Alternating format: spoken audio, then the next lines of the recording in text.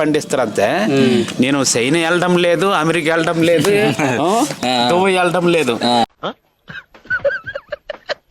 కానీ అక్కడ ఎలాగ పండిస్తారంటే అంతే ఒక డొక్కులతో పండిస్తారు అన్నమాట. ఇది చదువు ఉంది, మళ్ళీ ఈ వ్యవసాయం అలాగా చెయ్యాలనేసి మనము కూడా చెప్పే విధానం కూడా రావాలి.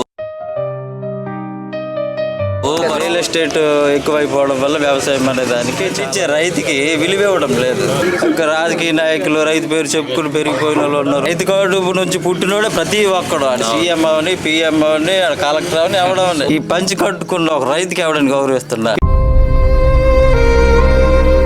మనకి విజయ్ మాలి ఎవడో ఉన్నాడు, లక్షల కోట్ల రూపాయలు అప్పుతో ఉన్నాడు. అది గవర్నమెంట్ సొమ్మే, ప్రజల సొమ్మే. ఆడికి ఎవడు ఏం చేయలేకపోతున్నాడు కదా.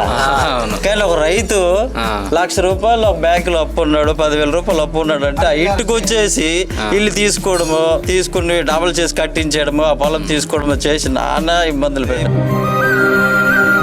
ప్రతి ఒక్కరు తెలుసుకోవాలి, వ్యవసాయం లేకపోతే తిండి గింజలు ఉండవు. 20-30 సంవత్సరాలు ఉందంటే ఈ మనిషికి మనిషి తినే రోజులు తప్పనిసరిగా వస్తాయి.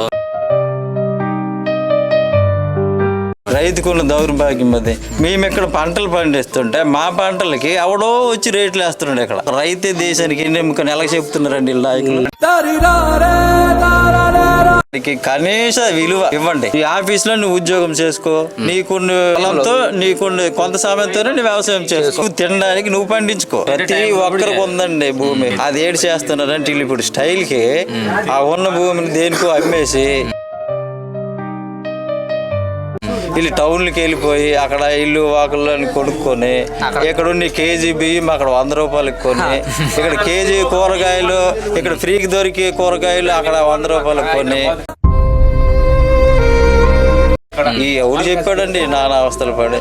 ఏమి నీకు అదే ఉద్యోగంతో నీ పుట్టినూరులో నువ్వు ఉండలేవా? అనుకున్నంత మాత్రాన్ని ఎవరైనా చేయరండి. ప్రకృతిలో ఉండి ప్రతి ఒక్కటి మనకి ఏదో ఒకటి నేర్పుతూనే ఉంటదండి. అది మనం తెలుసుకోవడం లేదు. ఇప్పుడు చీమలు చూసి నేర్చుకోవాలి, సంపాదించడం నేర్చుకోవాలి, కూడబెట్టుకోవడం నేర్చుకోవాలి, కాకులు చూసి నేర్చుకోవాలి, యూనియన్ నేర్చుకోవాలి.